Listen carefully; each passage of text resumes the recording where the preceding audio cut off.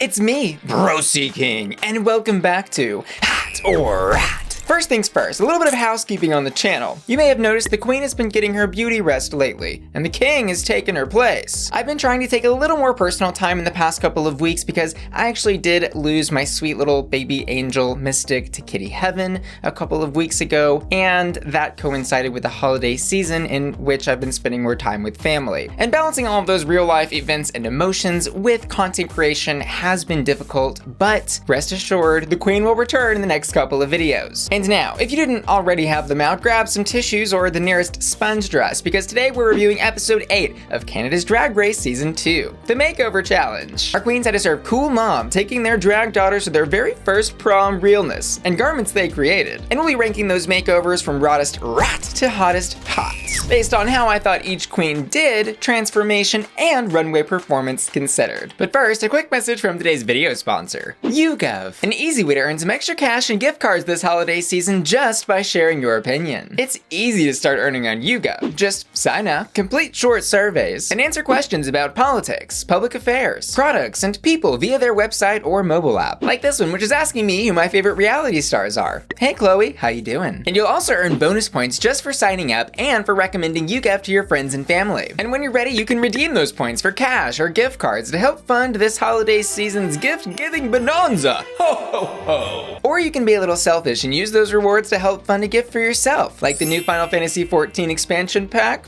perhaps? So what are you waiting for? Click the link in the description of my video to start earning extra cash and gift cards today by sharing your opinion with YouGov. Thanks YouGov for sponsoring today's video. Now, let's get these prom queers ranked. First up, Adriana. Her drag daughter is Donna, who identifies as non-binary and tells Adriana that she wants to serve plastic and body yada yada on the runway. Overall, I think Adriana did a great job at one of the kind of hidden requirements of this challenge, which was listening to their drag daughter and what they wanted, down to, in Bella's case, even picking out the fabric that she wanted for the dress. In fact, I think all of the queens did a great job of that tonight, which is why this episode was so beautiful to watch. But Adriana is in the bottom of my ranking tonight, not because Bella didn't look beautiful, but because there was simply no connection between the look that Adriana served and Bella's. The story that I got on the runway was Bella is this rich socialite's daughter who didn't have time to take her to prom, so she asked the maid to do it instead. And then one of the strangest twists that didn't tie into the storyline at all was that Adriana's maid outfit was like super S-word. Girl, all of her cracks and crevices were showing on that runway tonight. And I do want to point out this look in itself is gorgeous. I love her latex maid fantasy. But it would have been nice to see some of those thematic elements carried into Bella's dress as well, who is for the most part completely covered up. To improve that mother-daughter relation, they could have, for example, put a cutout in the top of Bella's dress or maybe in the back. And I do think the final product of what Bella walked on the runway was just slightly missing something. A crown, a sash, a small bouquet perhaps, because the final effect of the garment was a tad more, I think, red carpet VMAs than prom princess fantasy. So for those reasons, this makeover, while great in its pieces, was a rot when considered as a whole. Next up, oh, it's Icesis Couture, bitch! So kind of like how we were just speaking about Adriana and Donna's looks on the runway, Icesis and her daughter also suffered from that same problem. There was no relation between the two despite both of them looking drop dead gorgeous. And as a reminder, the daughter's looks were constructed there at the time of the competition, while the queen's looks were brought, which does kind of explain why some of the looks are just so different from each other. That said, not everyone struggled matching mother to daughter like these two, but oh my God, did Ruby look drop dead gorgeous. Icesis is a beautiful seamstress, a talented designer, and undoubtedly knocked this gown out of the effing drag park. This is a home run many times over. And yeah, the canvas of Ruby was amazing to start. This woman is gorgeous, but it takes a special kind of person to make someone that's already beautiful 10 times more beautiful. The mug that Icesis beat on Ruby's face, the perfect silhouette of this prom gown, the little detailing of the fringe on the inside of the skirt hemline. Icesis did that. Okay, she did that. But why this look had zero relation to what Icesis was wearing on the runway seemed like a total misstep on her part. In one sense, I think she was trying to listen to what her drag daughter wanted to wear. She specifically asked to wear red and wanted to have a gorgeous prom fantasy. And in that same sense though, I think Icesis should have said, okay, maybe let me pick something in my closet that serves that storyline a little bit better instead of just wearing what she originally brought. As she puts it, she says that she was giving dusty old showgirl, which is funny even that she says that because there was nothing dusty or old about this look that she served. She looked gorgeous. In addition to looking nothing like her drag daughter, Icesis also failed to give a theatrical performance on the runway, which ultimately was something that I think was important and considered by the judges in this challenge. So for the brief as a whole, I'm gonna give this makeover a rat. But the real win here was that beautiful moment that Icesis and Ruby shared in the workroom prior to the runway, where Icesis brought her into her wing and officially adopted her into the house of Couture. Loved that moment. Also, can we get Ruby on the next season? Drag Race producers, talking to you.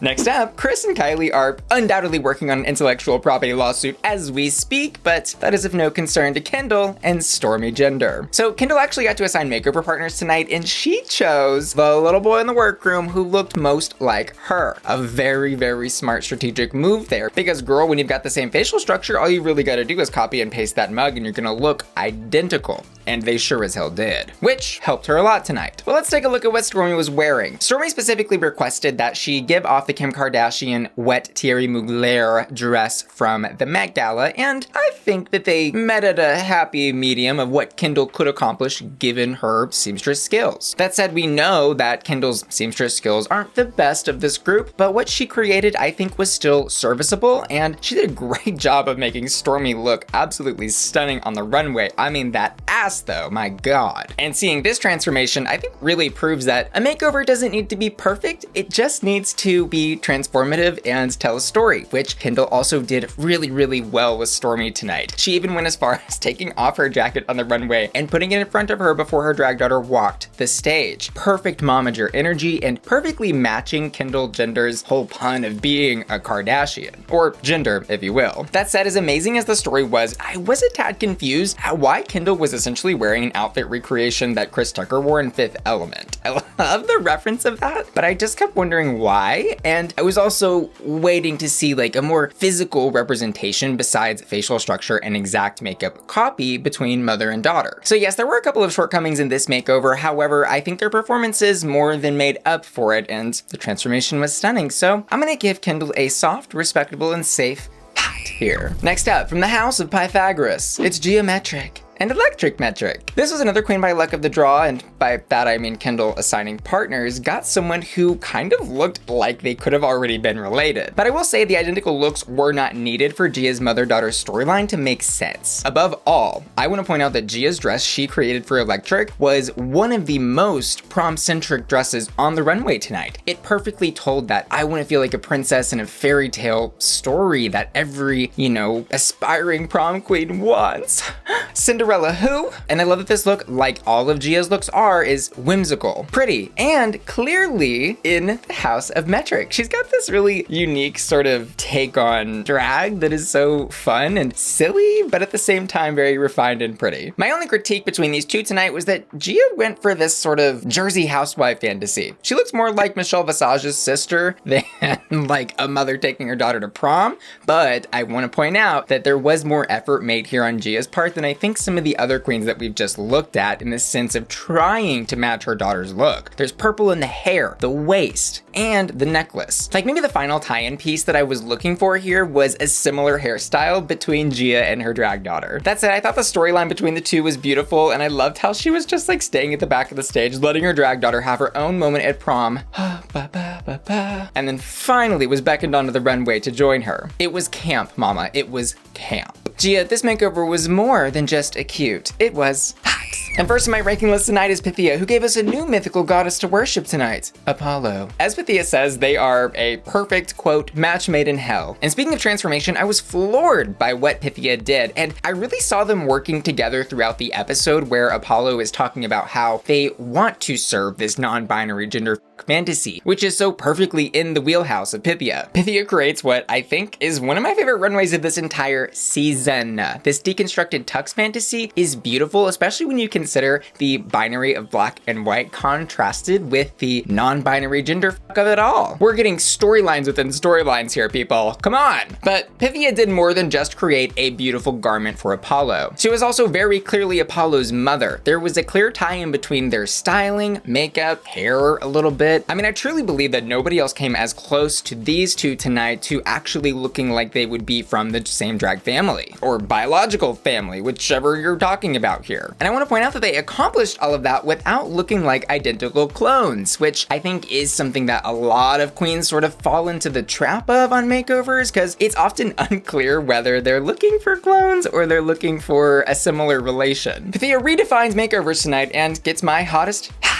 And between myself, the patrons, and the judges, well, the decision tonight was unanimous, which pretty much happens never on this channel. Pythia takes the win. A much deserved win on her part, however, that does leave Icesis and Adriana in the bottom two lip syncing. And I did react to this lip sync over on my Patreon at patreon.com/BussyQueen. That's my members only website, where my patron family gets exclusive member benefits like early access to my YouTube videos, access to the Bussy Queen Discord server, and access to exclusive videos. You can click the link in the description of this video to join today. See you there. And I've got to say, this lip sync combined with this challenge and episode really as a whole reminded me how effing amazing and spoiled we are by this season. It's so good. From start to finish, this season has been a wild ride of confusion, beauty, style, unique personality, good TV, and oh, most importantly, good judging. The panel has killed it. Props to Brooke, Brad, Tracy, and Amanda. They have been fabulous. And concerning the outcome of the lip sync, it made sense. This lip sync was amazing. Jaw-dropping from start to finish. Both of them, you could really tell, wanted this win so bad. And I was sitting there being like, okay, I really need a double Shantae out of this, but this isn't UK's Drag Race where anything goes, so I knew they were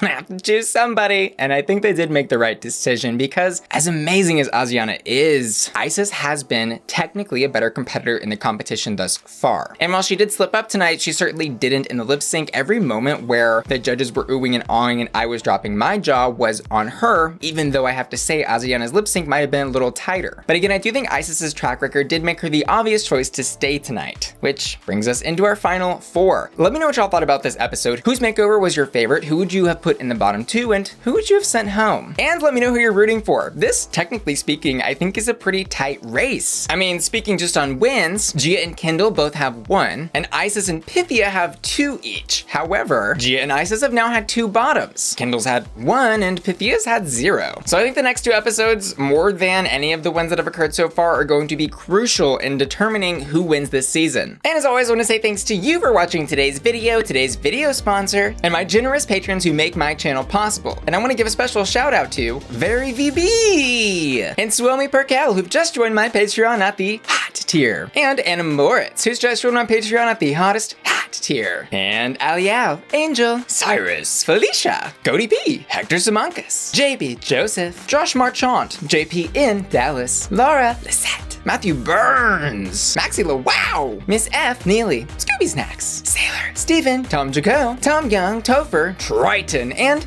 Wheelie, who were all supporting me at my Bussy Queen Collector tier. See y'all later. Love ya. Bye.